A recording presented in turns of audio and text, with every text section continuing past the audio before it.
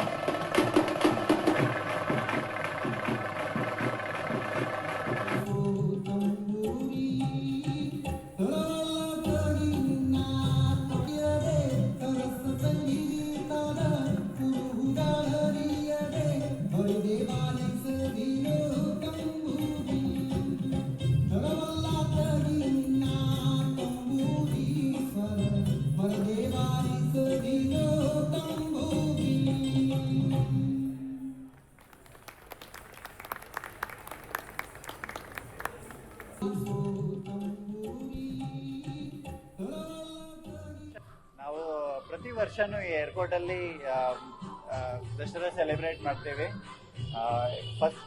ಮೊದಲನೇ ಎಲ್ಲರಿಗೂ Bengaluru international airport limited ಕಡೆಯಿಂದ ಶುಭಾಶಯಗಳು ದಸರಾ ಹಬ್ಬದ. ನಾವು ಈ ವರ್ಷ 8 ದಿನ ಈ ಪ್ರೋಗ್ರಾಮ್ ಮಾಡಿದ್ದೀವಿ. 3 ದಿನ ಟರ್ಮಿನಲ್ 1 ಅಲ್ಲಿ, 3 ದಿನ ಟರ್ಮಿನಲ್ 2 ಅಲ್ಲಿ, 2 ದಿನ ಪ್ಯಾಸೆಂಜರ್ಸ್ ಜೊತೆ ಟರ್ಮಿನಲ್ಸ್ ಒಳಗೇನು ಸ್ವಲ್ಪ ಸೆಲೆಬ್ರೇಟ್ ಮಾಡಿದ್ದೀವಿ. ಒಂದು ಮುಖ್ಯವಾದ ವಿಷಯ ಏನಂದ್ರೆ ಪ್ರಭು ಕೆಂಪೇಗೌಡ ಅಂತಾರಾಷ್ಟ್ರೀಯ ವಿಮಾನ ನಿಲ್ದಾಣದಲ್ಲಿ ಇವತ್ತು ನಾವು ಕೊನೆ ದಿನಾಂಕ ದಸರಾ ಹಬ್ಬದ ಕಾರ್ಯಕ್ರಮವನ್ನು ಹಮ್ಮಿಕೊಳ್ತಾ ಇದ್ದೀವಿ. ನಮ್ಮ ಎಲ್ಲ ಪ್ರಯಾಣಿಕರಿಗೆ ನಮ್ಮ ಸಂಸ್ಕೃತಿಯ ಬಗ್ಗೆ ಒಂದು ಉತ್ತಮ ಪರಿಚಯವನ್ನ ಈ ಮೂಲಕ ಮಾಡ್ತಾ ಇದ್ದೀವಿ. ಅವರನ್ನು ಬರಮಾಡ್ಕೊಳ್ತಾ ಇದ್ದೀವಿ. ಹಾಗೂ ಹಬ್ಬದ ಸಂಭ್ರಮ ಮತ್ತು ಶುಭ ಹಾರೈಕೆ ಎಲ್ಲರಿಗೆ ಇರುತ್ತೆ. ಎಲ್ಲರಿಗೆ